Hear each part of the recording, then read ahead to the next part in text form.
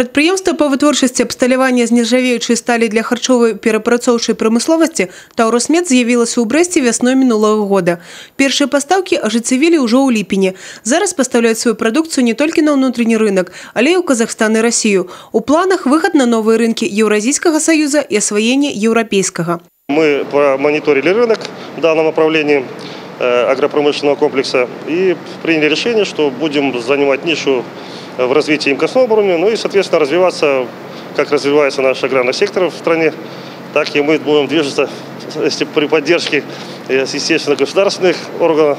Но мы всегда приветствуем, когда идет диалог государства и малый и средний бизнес.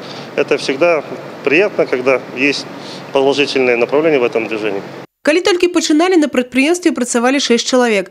Зараз іх 20. Кіруючы персанал, канструктары і рабочыя. Іван Радкавец больш 30 гадоў адпрацаваў на машынабудаўнічым прадпрыемстве. У мінулым годзе вырашыў працу змяніць. Мне пришла рассылка по интернету, откликнулся на вакансию, меня позвали сюда, пришел, меня взяли сюда на работу, учитывая мой большой опыт.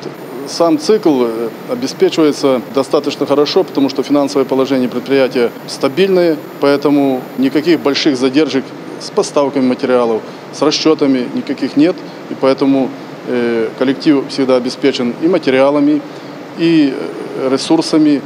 У мінулым годзе было створана больш за 700 новых мікра- і малых арганізацый. Большасць у сферы гандлю, каля 100 у прамысловасці і на транспарце. Часта ў прыватныя вытворчыя пляцоўкі ператвараюцца былыя аб'екты камунальнай уласнасці.